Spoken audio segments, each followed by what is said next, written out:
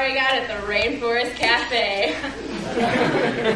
Okay, I'm really a waitress. On Wednesday nights, it's my turn to wear the Gertrude the Gorilla costume. A girl can only get offered so many bananas in one evening. My job is to take drink orders, list out our specials, and when everyone is ready, I put on my adventure cap, pull out my pen and pad, and take everyone's crap, their complaints, and their sexual harassment, and turn it into a subpar meal. Because we have really shitty food. I've really got to stop pleasing others and start pleasing myself. My name is Kelly, and I'm a niceaholic.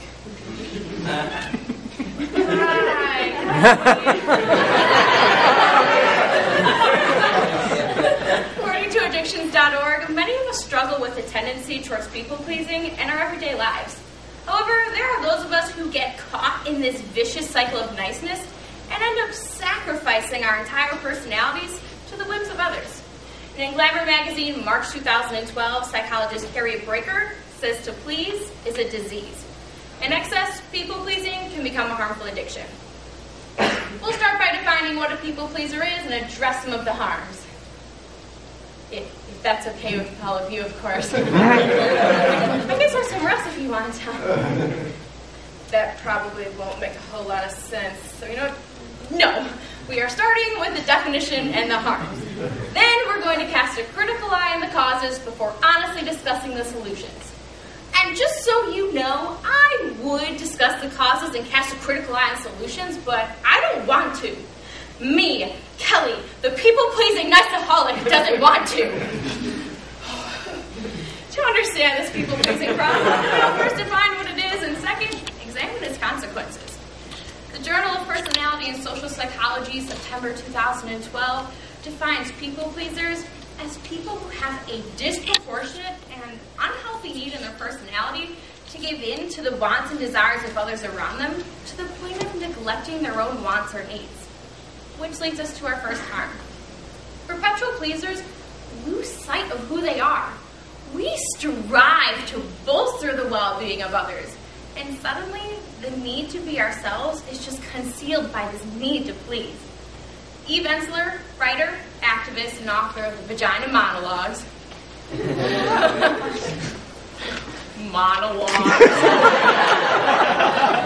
Declares that the act of pleasing makes everything murky, and we lose our identity.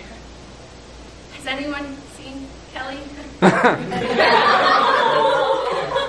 Second, perpetual pleasing inhibits the ability to build and maintain healthy relationships between friends, family members, and significant others.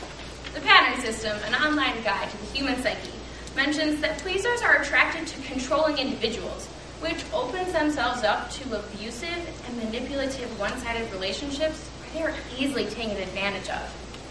But luckily, I don't have to worry about that problem. I have the nicest boyfriend, and he calls and asks me these sweetest questions like, where are you? Who are you with? Here is my laundry. He's Scorpio. Finally, career experts Randall and Catherine Hansen emphasize that employers seek strong leaders with teamwork skills, all of which are attributes that we pleasers are unable to bring to the table. And maybe below the table, found you one. And as a result, our employment opportunities are slighted due to the lack of time management skills, the inability to achieve goals, and problems with problem solving. Well, what can you do about that? Moving on. I look so thirsty. Can I get you a refill? You know what? I'm going to quench your thirst with some causes. There are three: cultural obedience, behavioral fear, and desperation for approval. First, we are so eager to please because we have been conditioned to follow orders. The Journal of Social and Clinical Psychology, May 2012, clarifies that we learn to please from our earliest interactions through healthy adaptive behavior. This is when a toddler learns how to please the people who possess power in order to get what he or she wants.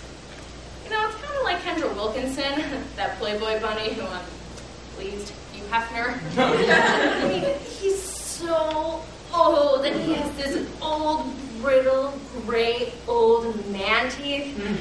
I mean, that guy's skin is like ashes being blown off a mound of burning paper. He's so old. And she got a TV show. And second, compulsive pleasing is driven by a number of fears. According to an article from the Chicago Tribune, January 27, 2013, pleasers are fearful of the thought of confrontation, the thought of failure, and being perceived as lazy, selfish, or uncaring. We pleasers bury our frustration and sadness, refusing to let it go, holding on to it like a curse, festering in the dark, visceral womb of our minds. Sorry, I've been reading a lot of Kafka lately. And 50 Shades of Grey. You should have seen me the weekend at State. I got a lot of comments about my pants, and I wasn't wearing them. Finally, O Magazine, November 2012, explains that with pleasing comes desperation for approval. And nobody knows desperation better than Oprah. It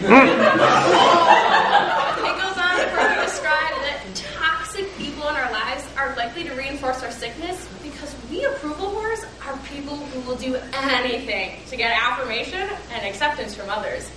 It's a disease like Bieber fever, One Direction infection, or that really uncomfortable itching sensation inside your monologue.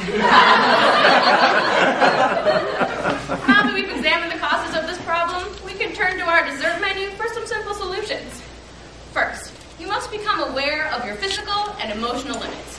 It's admirable to fulfill a commitment, but you also have to know when enough is enough. Healthy Living, April 18, 2012, recommends asking yourself questions such as, what are the most important things to me? Do I have time to do this? Chocolate or vanilla? Okay, maybe that last one doesn't really count, but if you can't figure out the answer, and just swirl it. Second, realize you cannot be everything to everyone. You're not Justin Timberlake, so just relax and put it back in the box. Learn to say no with conviction and don't feel guilty about doing it. Health Guidance, August 27, 2012, reminds us that when we please because we want to, it's a wonderful thing. But saying no also has its benefits, so stop providing excuses. Finally, don't be dumb. I mean, we must think clearly about our lives, our goals, and what we want to do. Develop autonomy and speak your own mind. Psych Central Online, July 2012, comments that pleasers often worry that this fallout will be catastrophic. But if you surround yourself with people who care about you, then they will respect your opinions, and they won't take advantage of your good nature.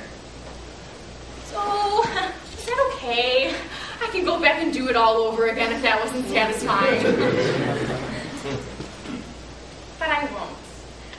I'm pleased with my performance. Today we learned the problems, causes, and solutions of people-pleasing. It's not our responsibility to neglect our own needs before catering to everyone else's. In order to make other people happy, we need to make ourselves happy first.